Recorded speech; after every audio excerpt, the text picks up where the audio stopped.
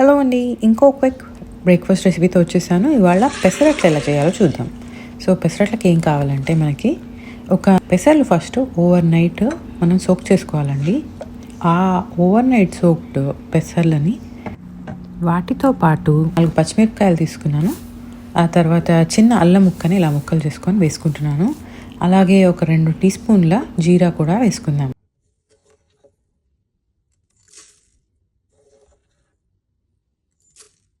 తో పాటు అందులో ఒక 2 టేబుల్ స్పూన్లు శనగపప్పు, ఆ తర్వాత అందులో ఒక చిన్న టీ స్పూన్ మెంతులు కూడా నేను వేసుకుని నానేసుకున్నానండి.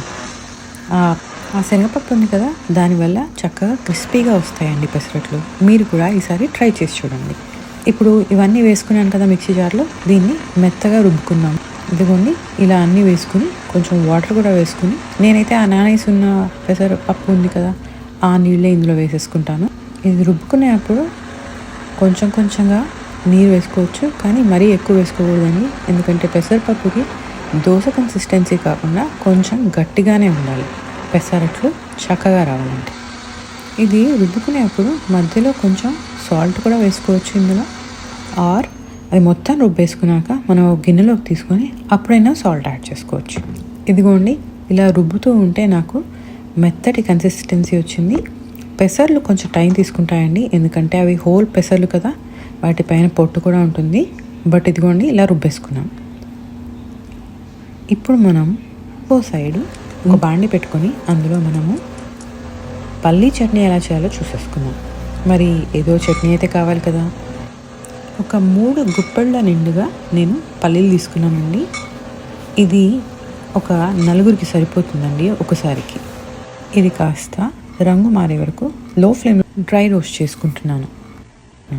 ఇందులో కాస్త నేను పచ్చి కొబ్బరి, కొన్ని మెంట్ లీవ్స్, కొంచెం పుట్నాల పప్పు, ఆ తర్వాత రుచికి తగినన్ని పచ్చిమిరపకాయలు, మీరు కాస్త ఎక్కువైనా వేసుకోవచ్చు, అవన్నీ కూడా ఆ బాండీలో వేసేసి నేను వేయించుకుంటాను. అలాగే చిన్న నిమ్మకాయ సైజ్ అంతా చింతపండు కూడా యాడ్ చేద్దామండి.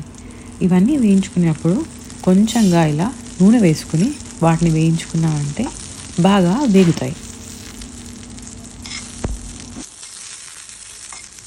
మెంట్ లీవ్స్ వేసుకుని మీరు ముందు ఎప్పుడైనా ట్రై చేశారా? చేయకపోతే ఖచ్చితంగా ట్రై చేయండి, రుచి చాలా బాగుంటుంది. ఇదిగోండి, ఇలా నేను వాటిని వేయించుకుంటూ ఉన్నాను చిన్న మంట మీద.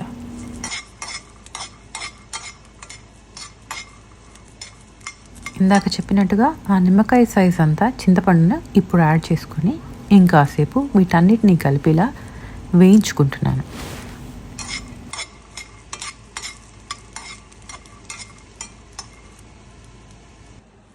ఇప్పుడు ఈ వేగిన వాటన్నిటిని ఒక మిక్సీ జార్లో వేసేసుకుందాం. ఇదిగోండి, కొబ్బరి, ఆ తర్వాత పుట్నాల పప్పు ఒక 2 టేబుల్ స్పూన్లు తీసుకున్నాను. ఆ తర్వాత ఇందాక వేయించిన మన మిశ్రమం ఉంది కదా, పల్లీలు, ఆ తర్వాత పుదీనా, పచ్చిమిరపకాయలు, చింతపండు అన్నీ వేసేసి రెడీగా పెట్టుకున్నాను. అలాగే ఉప్పు కూడా వేసాను. అలాగే ఉప్పు ఇందాక చెప్పా కదా, పెసరట్టు పిండిలో కూడా వేసా. ఇప్పుడు నీళ్లు వేసుకుని ఈ పల్లీల పచ్చడిని మెత్తగా రుబ్బుకున్నాం.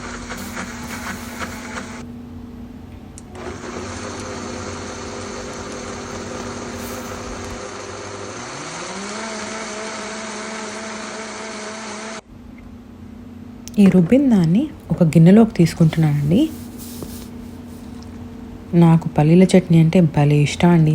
అందులో కాస్త కొబ్బరి వేస్తే ఆహా. ఇదిగోండి, మన పెసరట్టు పిండి కూడా రెడీ అయిపోయింది. ఇక మనం పెసరట్లు వేసుకోవడమే. ఇదిగోండి, ఇంకో పక్క ఈ పల్లీ చట్నీ కూడా రెడీ అయిపోయింది. దీనికి కాస్త తాలింపు వేసుకుందాం. ఇదిగోండి, ఇంకో బాండీలో ఇలా కొంచెం ఆయిల్ వేసుకుని ఒక 2 టీ స్పూన్లో 1 టేబుల్ స్పూను, ఆ తర్వాత అందులో కాస్త జీరా, ఆవాలు, ఒక 2-3 ఎండుమిరపకాయలు. ఇదిగోండి, నా కరివేపాకు చెట్లు, వీటి గురించి మరో వీడియో చేస్తాను. ఆ కరివేపాకు కొంచెం, ఆ తర్వాత ఇంగు మాత్రం మర్చిపోద్దే. అవన్నీ వేసుకుని ఈ చట్నీ పైనుంచి కాస్త కొత్తిమీర వేసుకుంటున్నాను, అలాగే పుదీనా కూడా. ఆ తాలింపును కూడా ఇందులో కలుపుకొని చట్నీ కలుపుకొని వేసుకుంటే ఆహా. ఇదిగోండి, ఇది ఇలా రెడీ అయిపోయింది. ఇప్పుడు పెసరట్లు వేసుకుందాం.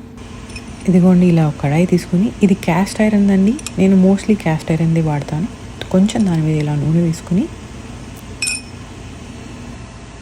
దాన్ని బాగా స్ప్రెడ్ చేసుకుందామండి. ఇదిగోండి ఇలా ఉల్లిపాయ తీసుకుని ఆయిల్ స్ప్రెడ్ చేసుకుంటే మంచి ఆయిల్ లేయర్ మనకి ప్యాన్కి ఫామ్ అవుతుంది. అప్పుడు మనం పెసరట్టు వేసుకుంటే అది అంటుకోకుండా ఉంటుంది. ఇది మీరు ఎన్నోసార్లు మీ అమ్మలో అమ్మమ్మలో చేయడం చూసే ఉంటారుగా.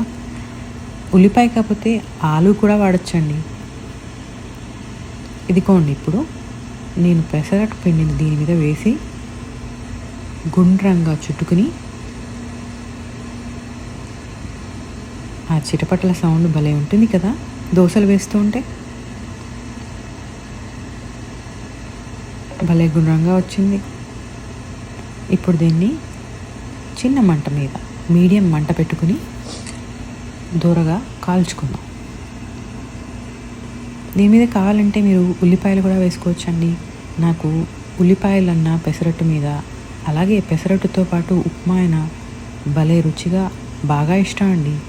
ఇదిగోండి నేను కాస్త దీని మీద కారపొడి ఆర్ ఇంకేదైనా మసాలా కావాలంటే అది కూడా మీరు వేసుకోవచ్చు. ఇలా వేసుకుంటున్నాను. ఇంకాస్త నూనె వేస్తున్నాను ఇది బాగా కాలటానికి. ఇదిగోండి ఇలా కాలింది చూడండి. ఒకసారి మనం చెక్ చేసుకుని దాన్ని ఒకసారి చివర్ల నుంచి తీయటానికి ట్రై చేయండి. అప్పుడు మీకు తెలుస్తుంది ఇది కుక్ అయిందా లేదా అనేది.